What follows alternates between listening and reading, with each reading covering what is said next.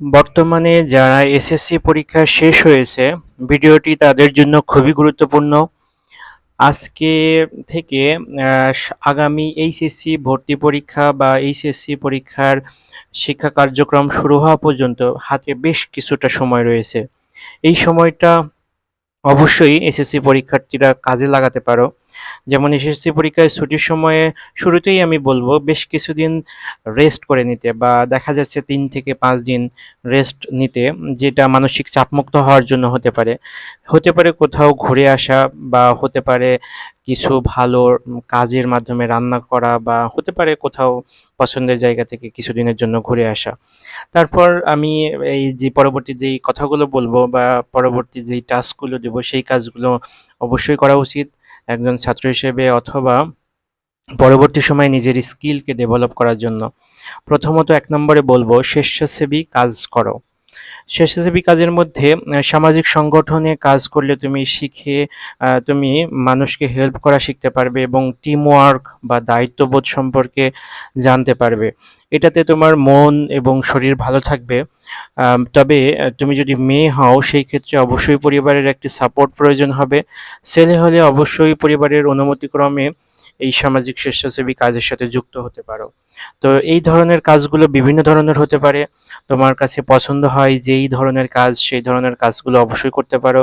কোনো সামাজিক স্বেচ্ছাসেবী টিমের সাথে যুক্ত হয়ে করলে সবচেয়ে ভালো হয়, এবং এটাতে টিম ওয়ার্ক শেখা যায় এবং নেটওয়ার্ক বৃদ্ধি পায়। দ্বিতীয়ত আমি বলবো ছোটদের পড়াও। তুমি যদি এসএসসি পরীক্ষার্থী বা পরীক্ষার্থী হয়ে থাকো, অবশ্যই তোমার নিচের যারা আছে তাদেরকে তুমি টিউশন করাইতে পারবা, বা তাদেরকে তুমি হাতে কলমে কিছু শেখাতে পারবা। যেমন তুমি যদি ক্লাস 8 অথবা 6, 7 এগুলো হয়, ফ্রিতে হইতে পারে। এগুলো ছোটদেরকে টিউশন করা যেতে পারে। এতে সময় ভালো কাটবে। তুমি যা জানো সেটা কাউকে শেখানো মানেই নিজের জানাটা আরও পাকাপোক্ত করা। সঙ্গে কিছু পকেট মানিও আসতে পারে। এটা স্কিল বাড়ানোর জন্য অনেক গুরুত্বপূর্ণ একটি বিষয়। তৃতীয়ত আমি বলবো ছাদ বাগান বা বেসিক ফ্যাশন ডিজাইন শেখা। আমরা অনেকের বেলকনি বা বাসাবাড়ির আশপাশে ছাদ বাগান দেখতে পাই। এতে হয় কি, এতে অনেক সময় দেখা যাচ্ছে যে পড়াশোনার যে একঘেয়েমিটা এটা দূর হয়। কাপড়ের ডিজাইন করা, সেলাই শেখা, শখ, সেলফ, তারপরে পরিবারের কিছু কাজে লাগা এরকম কিছু ডিজাইন, অথবা নিজের যেই কাপড়-চোপড়গুলো পরো সেই কাপড়ের নিজের ডিজাইন তৈরি করা, এটিও এক ধরনের স্কিল হতে পারে। চতুর্থত আমি বলব ফ্রিল্যান্সিং সম্পর্কে জানো। বর্তমান সময়ে প্রযুক্তির যুগে প্রযুক্তিকে না জানা একটি অন্যায়। অবশ্যই প্রযুক্তিকে জানতে হবে এবং কোনো না কোনোভাবে এই প্রযুক্তিকে কাজে লাগানোর চেষ্টা করতে হবে। একটা সময় বলা হতো যে হয়তোবা ইন্টারনেট, মোবাইল এগুলোর মাধ্যমে আমাদের নতুন প্রজন্ম বিপথে চলে যাচ্ছে। কিন্তু বর্তমান সময়ে দেখা যায় এই সকল বিষয়গুলো একটা স্কিল হয়ে দাঁড়িয়েছে। তো এই এসএসসি পরীক্ষার্থীদের অনেকেই আছে মোবাইল বা ইন্টারনেট সম্পর্কে খুবই ভালো দক্ষ, আবার অনেকেই আছে দক্ষ কম। তো সার্বিকভাবে আমি বলব মাইক্রোসফট অফিস ওয়ার্ডের কিছু কোর্স শেখা, বা অনেক সময় বিভিন্ন আহ, কম্পিউটার দোকানে বা যারা এই কোর্সগুলো করায় তারা এসএসসি পরীক্ষার্থীদের জন্য অল্প খরচে একটি সার্টিফিকেট বা 1 থেকে 2 মাসের মধ্যে শেখানো হয় এরকম কোর্স চালু করে। সেগুলো থেকে অবশ্যই শেখা যেতে পারে। চতুর্থত আমি বলবো রান্না শেখা। ছেলে হোক মেয়ে হোক উভয়ের জন্য রান্না শেখাটা খুবই গুরুত্বপূর্ণ।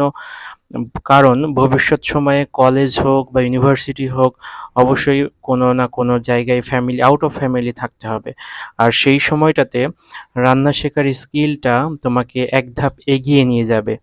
অনেক সময় ভবিষ্যতে বা যারা বাইরে থাকে তারা রান্না না জানার কারণে অনেক সাফার করে। যেটা যারা বড় আছে তাদের থেকে জেনে নিতে পারো, অথবা যারা বাইরের জগৎ সম্পর্কে জানো তারা অবশ্যই বিষয়টা মাথায় রেখে এই কাজটা নিজের জন্য শিখে রাখতে পারো। ৬ নম্বর আমি বলব ডিজিটাল স্কিল।